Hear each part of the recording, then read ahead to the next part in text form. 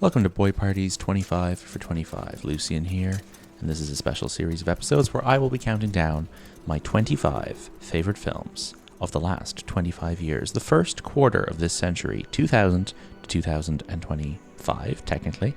We'll see if any films from this year end up getting included. I doubt it, but we'll see. Welcome along. I'm stealing this idea completely from the Big Picture podcast, and they've started this series recently where they're counting down from 25 to 1 the best films of the century so far, and they've put a rule of one film per director, which I really like because it means this list is not going to end up clogged with 4 or 5 or 6 films by each of my favorite filmmakers. We're going to do one film per director. This is my very subjective list. We're starting today at number 25. I hope you'll join me over the next couple of months, every couple of weeks here on the Boy Party feed, where I'll be going down the list. On some episodes, I'll be on my own, like today. On some episodes, I'll be joined by Shane. On some episodes, I'll be joined by some other guests, perhaps.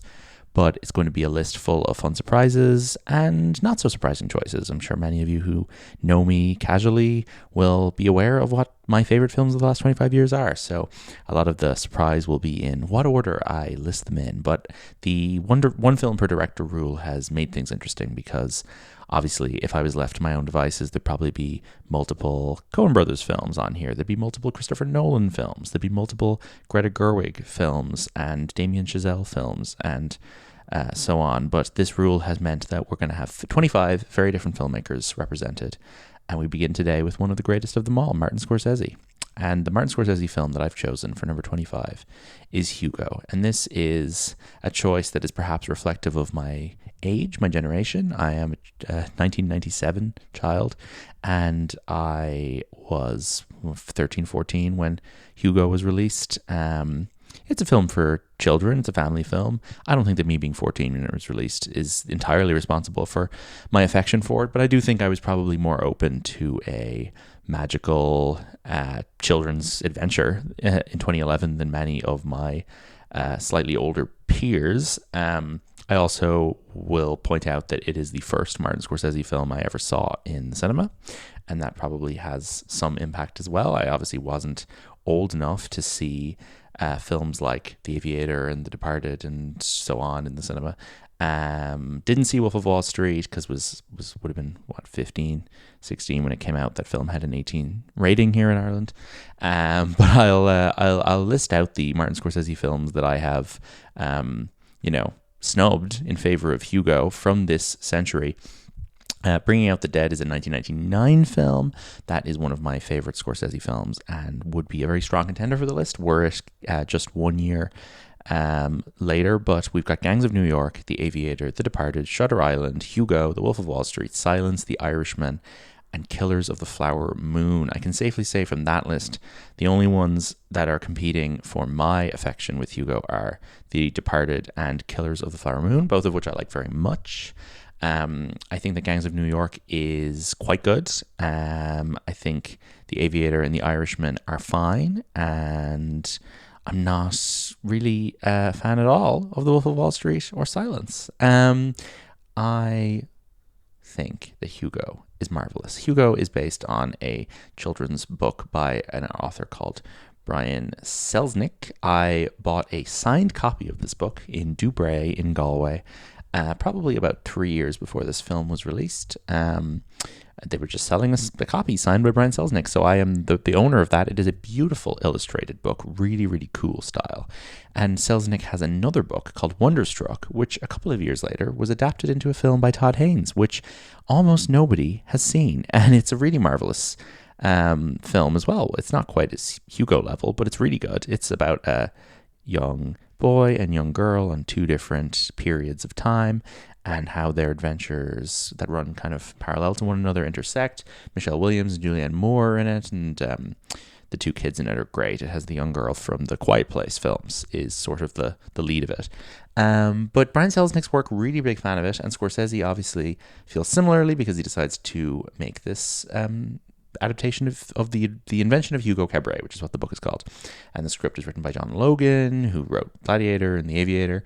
And, John Logan's not a writer I have a huge amount of time for. I think his scripts are a little bit wooden, and I would say that the script is if there's a weak element of this film, it is the script, but it's not a hindrance to my enjoyment of it, really. I think this film is full of dazzling direction from Scorsese, incredible visuals, brilliant score by Howard Shore, doing a kind of an interesting, I'd say, impersonation of an Alexandre Desplat score. It doesn't sound like Howard Shore, and every time I watch it and convince myself it's Desplat, and then Howard Shore's name comes up at the end, I'm always very, very surprised.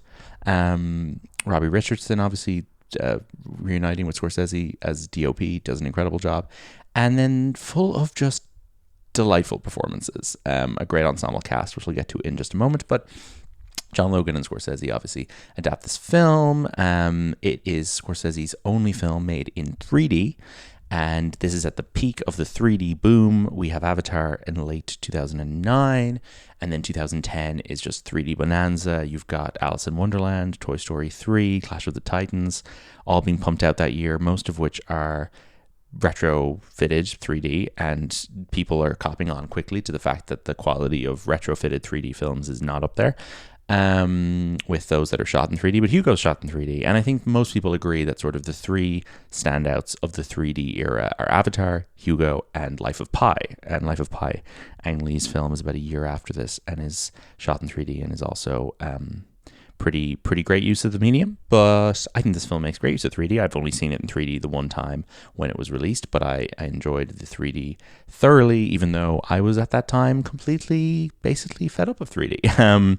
And it was funny. The same winter this film is released, you have Mission Impossible Ghost Protocol, which is such a visual sensation of, dazzling filmmaking and spectacle that isn't released in 3D. And I remember being kind of like, ooh, interesting. Like, Brad Bird is almost proving a point here that, like, 3D is not the source of great spectacle. It is, in fact, what goes into the making of the film. But anyway, Hugo makes good use of it. And basically, this film is a celebration of the art of cinema, sort of Trojan horsed as a children's fantasy adventure, but it's not really that. It's a film about the history of cinema, and the history of cinema in France especially, and of silent cinema, and of the art of spectacle on screen, and it is itself a spectacle. And I think it's one of Scorsese's most heartfelt films in that way, because his passion as a film historian and as a lover of cinema that he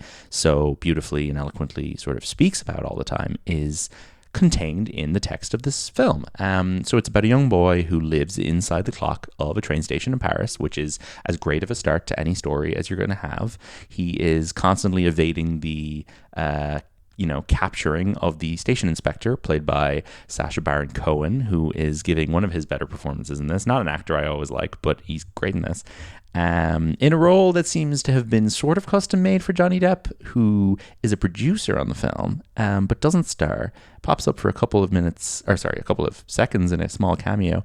And what a relief that Sacha Baron Cohen got the role instead of Johnny Depp, or took over the role or whatnot, because Johnny Depp would have made this pretty insufferable.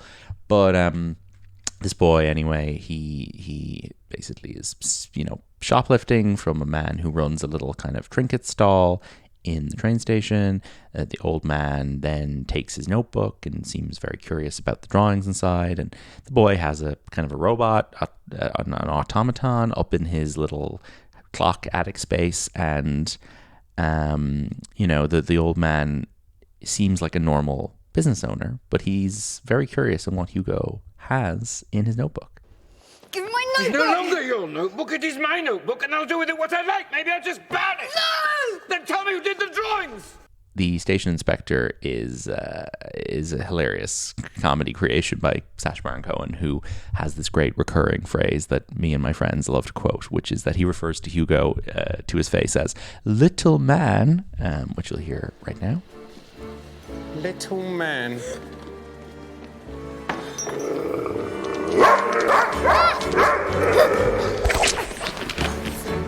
Where are your designated adults? Answer me. I got none! Do you have any parents? No! Excellent. We're straight to the orphanage with you, isn't it? No! What were you doing looking in that man's bottle? Was that your bottle? Was that your paper bag? Was that your paper bag? But Hugo meets the granddaughter of the old man shopkeeper, played by Grace Moretz. And Hugo, I should add, is played by Asa Butterfield, who's very charming in this. Both of the kids are great. And they start to investigate the purpose of the automaton that Hugo has in the clock. And that's been left to him by his father, played by Jude Law, who has died before the events of the film begin. And they basically get the thing working, and it starts to do a drawing rather, of the famous image from George Méliès's Trip to the Moon of a moon with a rocket in its eye. And then it signs the drawing George Méliès. George Méliès. That's Papa George's name. Why would your father's machine sign Papa George's name? And this is when the kids cop that the old man, the grandfather, is in fact the legendary silent filmmaker George Méliès. And this is an incredible twist that I obviously had read the book at this point, so I knew it was coming, but it just changes the shape of the film entirely because you realize that this is now operating in the real space of film history, and real characters are involved, and it just makes it like 10 times more engaging once you figure this out. So they basically are investigating this in a library, and then they come across a film historian played by my favorite living actor, Michael Stuhlbarg. You're interested in Méliès? Yes. René Tabar is the film historian, and he is a scholar of Méliès and his films. And he basically, updates the kids on what happened with George Méliès, who was at the top of his game. He was making dozens and dozens of incredible films out of this kind of warehouse that he had outside Paris. Now, my parents actually went there about 15 years ago to interview a filmmaker who was based out of there. It's obviously been repurposed in recent decades, but they were there, which is really cool. There's a great montage of Méliès's career where Scorsese shows up as a photographer for a few seconds. Your godfather is a passion of mine. He was a great filmmaker. Here he is at work in his studio. And this is a handbill. But Stuhlbarg basically is so excited to meet the kids. He wants to know all about what Méliès has been up to. He thought that he was dead. They bring him home to Méliès and the wife, and this is Ben Kingsley and Helen McCrory. And Ben Kingsley, as Méliès, is not happy that his past has been rediscovered and wants to be left alone, but then they work on persuading him, and he basically accepts their curiosity, and they kind of go and tell the story of what happened with his career and the fact that his filmmaking was cut short by the war, and people lost interest in what he was making, and people lost interest in the whimsy and the wonder and all of this. I was always tinkering with machines. I had my own workshop at the theatre where I could invent new illusions. Once I even built a working automaton. Oh, he was a particular treasure. I put my heart and soul into him. And they have a beautiful event at the end of the film where they screen his films for people, and he introduces it. Come and dream with me. And it's incredibly moving because this man has been forgotten and neglected, and his work has been lost to time. And through these kids and this invention that they have, they're able to draw attention to him and let him be celebrated again. And you feel like Scorsese is very passionate about this, fictional version of Méliès's life, but that Scorsese is someone who believes so strongly in celebrating the great filmmakers and the great artists. And this is a film about how somebody can be rediscovered, even when they've, briefly been forgotten. And someone's work will never go away as long as it's been somewhat preserved. I think it's just marvelous, and I think it should be on the rotation of children's films that kids are watching today. I think it would inspire a great interest in filmmaking, in film history, and whatnot in any generation of kids. And I think it is just generally like a good, upbeat Parisian adventure as well. Like it's a type of children's adventure film that very much stopped being made at the end of the 2000s. There was sort of a brief window there where Harry Potter provoked the studios to fund a lot of different types of kids movies and live action kids fantasy stuff, which was great for me as a child growing up in the 2000s. But it all stopped, about 10 years ago, and nothing like Hugo is being made by anyone other than Martin Scorsese at this point, and certainly not in 2025. But I should shout out also in the ensemble, you've got Ray Winston, who plays this like drunk, like alcoholic uncle of Hugo, who's basically, meant to be looking after him, but has drank himself to death or jumped into the Seine or something. You've got Emily Mortimer, who plays a sort of flower woman who's the love interest for the station inspector. Christopher Lee is phenomenal in this. He plays the librarian or the bookshop owner in the train station who introduces Hugo and the Chloe Grace Moretz character to some great works of fiction. It is intended for my godson. But now I think it is intended for you, Monsieur Cabaret.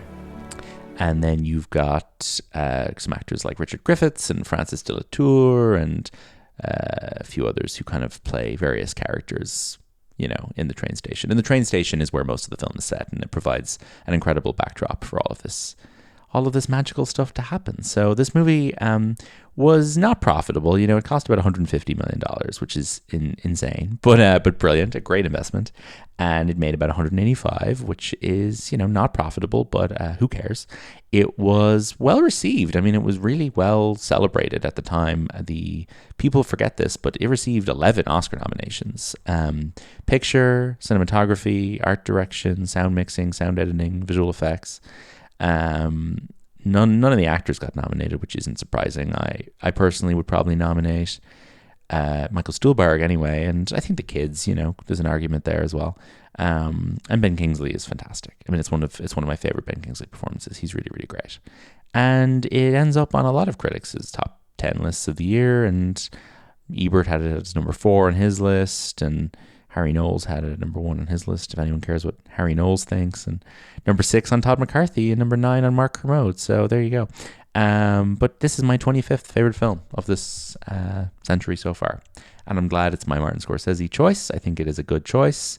I think that anyone who rolls their eyes at me picking this needs to go back and watch it and appreciate it through new eyes, because it's a really beautiful film. And any chance I get to see it in a cinema, I will jump at, because it is a big screen experience. So that's today's edition of the 25 for 25. I'll be back very shortly with number 24. And you'll have to wait to see what that is. Please tune in to regular episodes of Boy Party every week, boypartypod.com. You can follow Boy Party Pod on Instagram. Thank you for tuning in. This has been Boy Party's 25 for 25 about Hugo.